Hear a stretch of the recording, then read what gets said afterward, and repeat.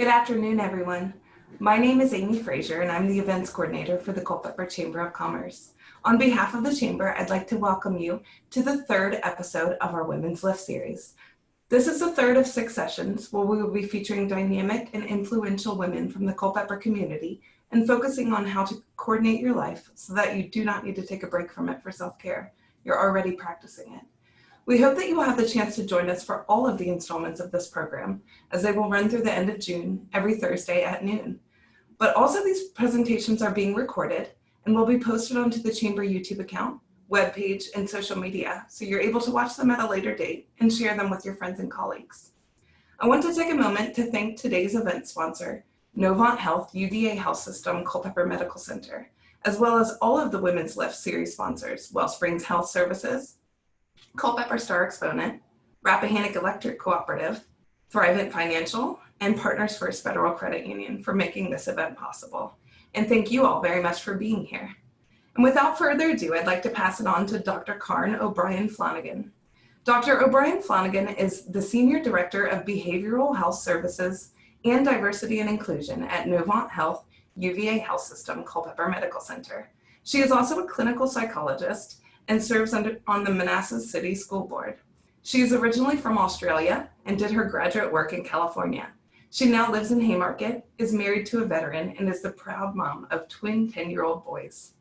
Karen is passionate about diversity and inclusion, which is inclusive of women's health and wellness, and is motivated to help others live their best life. If you have any questions or comments for Karen during her presentation, please type them into the Q&A box and we'll address them at the end. Karen. Hey everybody, how are you? Welcome to this wonderful event. I'm going to share my screen with you so we can see the slides that we have today. So welcome to my newfound strengths and capabilities for IT, which I did have lined up, but here we go. So thank you, Amy, for that wonderful introduction. I greatly appreciate it. And thank you so much to the other sponsors for supporting this very important series for all women. I'm excited to be a part of this series and excited to talk to you today about self-forgiveness and how that is supporting with self-care. So first, just to be able to do a high-level view of our agenda today, we're going to review today's world, which I think is very important at this point in time. We're going to look at the definition of forgiveness. What does it really mean? And why is self-forgiveness so difficult? And how we might be able to attain self-forgiveness. We're going to look at the benefits and potential tools that we can utilize to be able to support the practice of self-forgiveness. And then I also have some affirmations that you might like to take and try on for yourselves in learning to be able to support that muscle of self-forgiveness. So a little bit about me, so you get to know who it is that I am. This is my home team, that's what I call it. You'll see my, oh, hello, there we go. You'll see my family on the left, my husband and my sons, twin boys, Jaden and Caden, quite proud there. You will also see my father on the right, who is almost 80 years old and lives in Australia, but often comes to this area and stays for elongated visits, which is wonderful to be able to have. And then below you will see a wonderful photo just actually taken last summer, of a group of women who are actually instrumental and have been very important in my life and helped shape the woman that I have become and continue to be. And then last but not least, for me, just a quote that I try to live by around spreading positivity and leaving a positive impact in everybody's life, which I'm hoping we'll do today together. So looking at today's world, we cannot not talk about the coronavirus. Our life has been impacted significantly within the last 12 months, let alone 6 months. We live a very different life as women, caring for our families, caring for their health, Some of us are, able to have the privilege of working from home, while others may have been furloughed or hours being cut or not having a job at all and trying to care for their families. Secondly, that has had a huge impact for us as an entire community and a world community. Secondly, just looking at the current state of civil unrest, we cannot not mention that. That is affecting all of us, most particularly our women and communities of color. And just from a Novant Health UVA Culpeper medical perspective, we value all lives and just really know that a healthy community is based upon social justice. But even though we're having these huge monumental community impacts that affects us, that doesn't stop what it is that we have to do and go through all day, whether it be caring for our children, whether it be caring for their schooling at home, caring for our home, our finances, multitasking, caring for our family members, our aging family members, and also our health. There is a lot of stress, even more so now, and just hence why not only self-care, but self-forgiveness is a really important part of that skill set. So what is the definition of forgiveness? Well, if we look here, as I would tell my children, it's a verb, it's a doing word. You have to do it. And the definition is to really cease to feel resentment or to give up. Again, a doing word, to give up resentment. As a psychologist, we define forgiveness as a conscious and deliberate decision to release feelings of resentment or vengeance towards a person or a group who may have harmed you. A big reminder though, forgiveness does not mean forgetting, nor does it mean condoning or excusing offenses. So why is self-forgiveness for us as women so difficult? Well, one of the reasons is that often we find that women have unconscious beliefs that we need to be hard on ourselves in order to be successful, or that we are deserving of self-criticism, punishment, and or suffering. We often find that we can have unrealistic expectations for ourselves or our roles within our life, which are multiple. We can have perfectionistic thinking and core beliefs, which we heard a little bit about from our first series episode from Jamie around core beliefs of being unworthy, that we don't deserve good things. Many can be holding on to feelings of shame and guilt that can come from past traumas or past experiences. And a lot, we also, as women, we take on responsibility for something that is not our own. You may be resonating with some of these, but as women, we tend to play the mediator role and take on responsibilities for items or situations that really is not ours to own. Possibly even being scapegoated.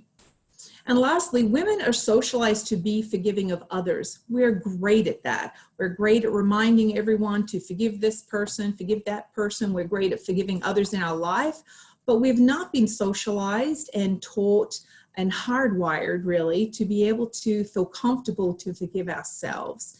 And this can be sometimes a symptom of the male privileged society and culture that we live in today. So I want to make this as interactive as possible now that we're living in this new Zoom, web chat, webinar world. But I've got a couple of illustrations here around baggage that you don't need to carry. Some of the things that we've been talking about, whether it be traumas or unrealistic expectations, mistakes. I'm wondering, what are some of the mistakes or traumas or guilts or concerns that you might be carrying around? And if you feel so comfortable, please feel free to type it in the chat box. I can't see it on my screen at this time, but would love to come back to it to see what trends that we may have from the group of women that are on this call or on this Zoom meeting. So again, what might be weighing you down as you think about it that you've had a hard time of letting go or forgiving yourself to be able to move forward with? So we've looked at the definition of forgiveness, but what is self-forgiveness? Well, first let's look at what it is not. It's not about letting yourself off the hook, and it's not a sign of weakness. Sometimes we get that confused. The act of forgiveness is whether you are forgiving yourself or someone else doesn't suggest that you're condoning the behavior. Doesn't mean you're agreeing with or saying that it's okay. What it does mean is that you accept the behavior and you're willing to accept what has happened and you're willing to move past it and to move on with your life. Again, this is the action part. Without ruminating or thinking over and over again of the current situation of events that can't be changed. And I love this illustration on the right here with the gift box, because forgiveness really is the gift that keeps on giving to us and to our community. So, what are the steps to self-forgiveness? What is it like to forgive and to let go and to feel free? Well, part of that is learning to be self-forgiving. It's a skill set. It requires practice. When you're not used to doing something, it takes time, it takes practice to notice it, to understand it, and to actually do it. You'll notice that when you do and when you learn to be self-forgiving, you notice that you'll become more happy, you're more relaxed, more open, and can appreciate the relationships, what they bring to you and what you bring to them.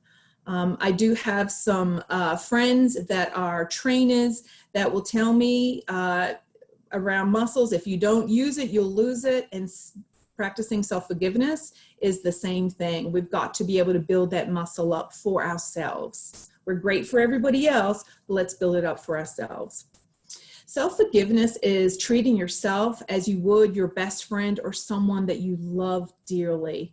It's a skill that involves both your mind, it's the cognitive part, to be able to understand your heart, your feelings, and then the action to be able to truly let go. Steps to self-forgiveness are also being able to release negativity, to be able to have the insight, to be honest, and to sit in that uncomfortable position of and discomfort, to look at a situation, to understand, and ask yourself some probing questions about, were you realistic? Are you potentially catastrophizing, making it bigger than what it necessarily is? So really sitting down to be able to look at a situation factually and letting go of the emotions. Next is accepting something that is unacceptable, is remembering that we are all humans and looking at, children and babies, those that are mothers and caregivers of babies and young toddlers. We get to watch them as they learn to walk. They fall down, they get back up. They fall down, they get back up. And they don't wallow in not being able to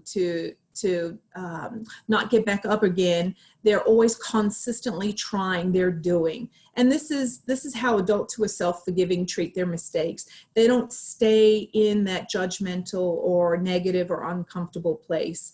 Instead of criticizing themselves, they understand, they look to seek understanding, they look to seek whatever is the lesson it is from that, and to be able to move forward. And as you see, their understanding the lesson is so important in self-forgiveness. I don't know about you, I can only speak for myself, but when I don't learn the lesson, I tend to come back to that same theme, that same lesson again.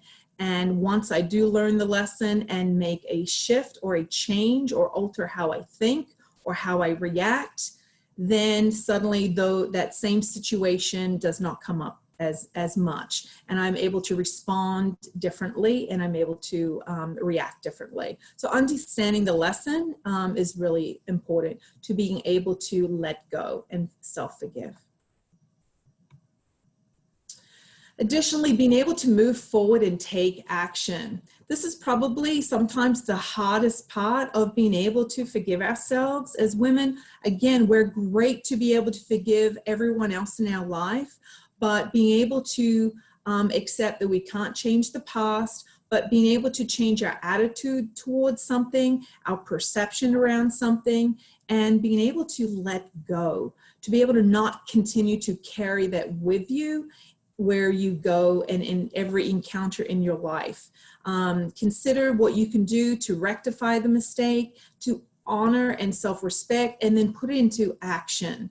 Rectifying an error lifts the burden. It helps to remove the guilt and the shame and helps you move beyond the mistake or that situation, so it doesn't continue to affect you where you're in your life tomorrow, the following week, and so on.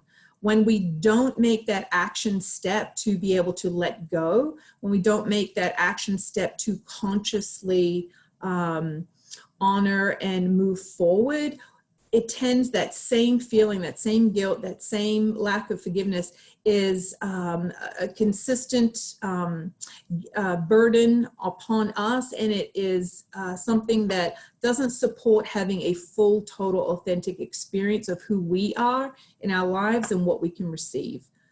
And lastly, self-compassion, being kind to ourselves. Very simple. We tell it to our children, we tell it to our family members, be kind, but we need to be kind to ourselves. Commit to talk to ourselves, that voice inside our head, instead of that judgmental voice, what you should do. I think our last speaker was talking about that, right? Not to should on yourself, but being kind to talk to yourself in a way that is not harmful, but is is helpful.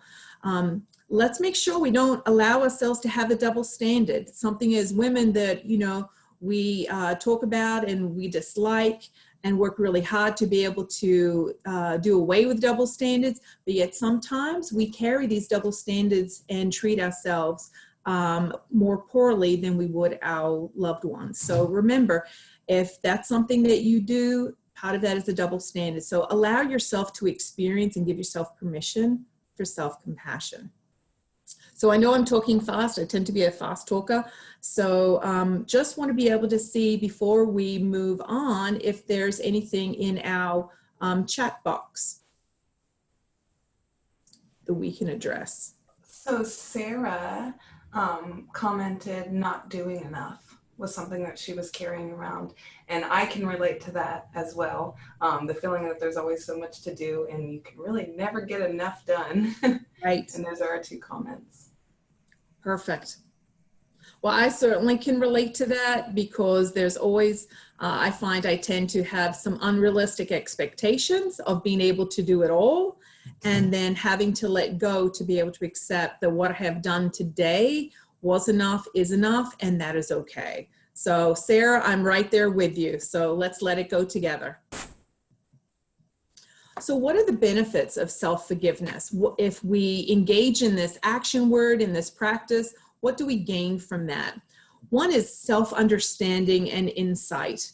Having the courage to learn our why we reacted, why we said what we said, why we did what we did, helps us to understand our true self. It also helps us give us, direction of how we choose to grow and develop, who we are as women, who we are as individuals. And remember, you're never ever too late to stop growing and developing. Next, increased emotional well-being. That is so important to be able to let go. It boosts your feelings of wellness, and it also helps decrease levels of depression and anxiety. And then we see on the flip side, self-compassion is associated with higher levels of success, productivity, focus, and concentration. It breaks those chains of emotional suffering. And we do not need to sit in a space where we are continuing having part of ourselves suffering every day. For those that are looking for the physical well-being, well, there's a lot of research that shows that being able to self-forgive, showing self-compassion, improves our cholesterol levels. It reduces those who are experiencing pain, their threshold. It helps reduce that. It improves our blood pressure as well as lowers our risk for heart attack. So I don't know about you, but I want to be around for a while. Relationships, critical in our lives. Having compassion and a forgiving attitude is critical for our relationships, for longevity, successful relationships. It helps us move past feelings of guilt and shame and allows us to show up authentically, totally, wholly for the person that we're connecting with, whether it be in our relationships at home or whether it be at work. It allows us to be able to move forward and really to be able to listen with understanding and be able to receive with understanding fully, totally, and openly. So a self-forgiveness toolkit. So now we know what the steps are. Now we know what the benefits are. What are some of the things that we can do to be able to access?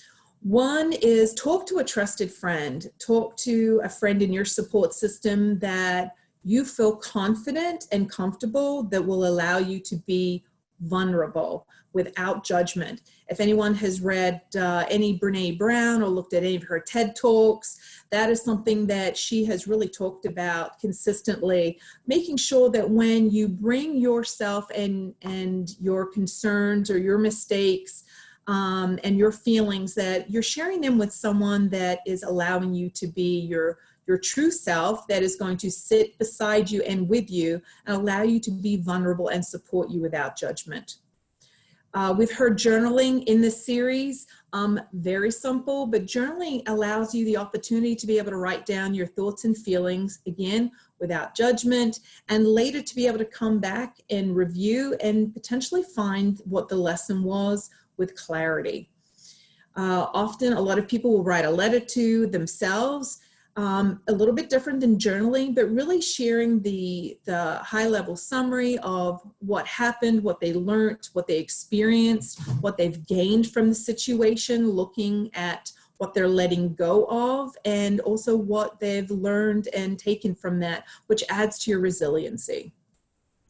Practicing your self-forgiveness, remember, is a muscle. The more you use it, the better you will be. So using affirmations can be very helpful. And I have a couple here at the back to be able to show. So when you hear that negative, critical self-talk, that self-voice, and any feelings of unworthiness that may be, core to you or unloving, any of those core beliefs, then, using that muscle to self-forgive with an affirmation helps to repeat and hardwire that ability to be able to let go and to accept.